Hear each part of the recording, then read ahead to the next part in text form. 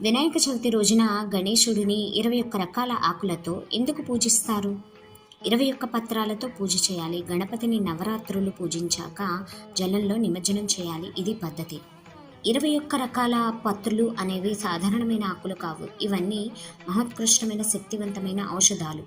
వాటితో పూజ చేయడం వల్ల మట్టితో చేసిన ప్రతిమతో కలిసే వీచే గాలి మనలో ఉండే అనారోగ్యాలను హరింపచేస్తుంది.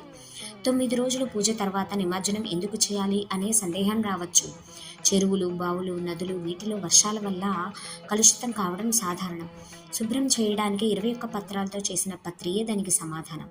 అందుకే 9 రోజుల పూజ తర్వాత పత్రితో పాటు మట్టి విగ్రహాన్ని కూడా నదిలో, చెరువుల్లో, బావుల్లో నిమజ్జనం చేయడం, అలా నీటిలో కలిసిన మట్టి 21 రకాల పత్రి కలిసి 23 గంటలయ్యాక తమలో ఉన్న ఔషధీయత గుణాలు ఆల్కలైడ్స్ని ఆ జలంలోకి వదిలేస్తాయి.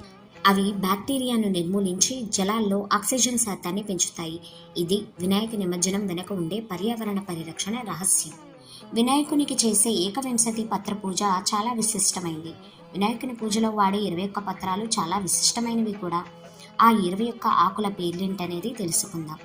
మాచి పత్రం, బృహతి పత్రం, బెల్వపత్రం, దూర్వాపత్రం, దుత్తూర పత్రం, బదరీ పత్రం, అపామార్గ పత్రం, తులసీ పత్రం, చూతపత్రం, కరవీర పత్రం, విష్ణుక్రాంత పత్రం, దాడిమీ పత్రం, దేవదారు పత్రం, మరువక పత్రం, సింధూవార పత్రం, జాజి పత్రం, గండలీ పత్రం, సెమీ పత్రం, అశ్వత్థ పత్రం, అర్జున పత్రం, అర్కపత్రం. ఓం గం గణపతయే నమః.